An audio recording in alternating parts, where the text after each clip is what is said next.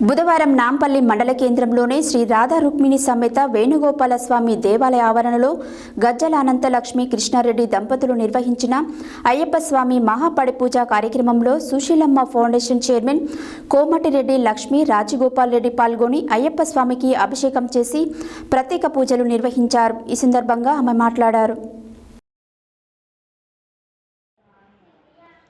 బుధవారం నాంపల్లి మండల కేంద్రంలోని శ్రీ రాధా రుక్మిణి సమేత వేణుగోపాల స్వామి దేవాలయం ఆవరణంలో గజ్జల అనంతలక్ష్మి కృష్ణారెడ్డి దంపతులు నిర్వహించిన అయ్యప్ప స్వామి మహాపడిపూజ కార్యక్రమంలో సుశీలమ్మ ఫౌండేషన్ చైర్మన్ కోమటిరెడ్డి లక్ష్మి రాజగోపాల్ రెడ్డి పాల్గొని అయ్యప్ప స్వామికి అభిషేకం చేసి ప్రత్యేక పూజలు నిర్వహించారు. ఈ సందర్భంగా ఆమె మాట్లాడుతూ దైవ చింతనతోనే మానసిక ప్రశాంతత లభిస్తుందని, ప్రజలంతా ఆయురారోగ్యాలు సుఖ సంతోషాలతో ఉండాలని అన్నారు. అయ్యప్ప దీక్ష మాలధారణ ధరించిన భక్తులు నియమ నిబంధనలతో ప్రత్యేక పూజలు నిర్వహిస్తూ దేవుడికి దగ్గరగా ఉండడం వలన మానసిక ప్రశాంతత దొరకడంతో పాటు ఆరోగ్యవంతంగా ఉంటారని అన్నారు. మహాపడిపూజ జరుగుతున్న ప్రాంతమంతా భక్తి పాటలతో మారుమోగింది. అనంతరం అన్నదాన కార్యక్రమం నిర్వహించి భక్తులకు అన్న ప్రసాద వితరణ చేశారు.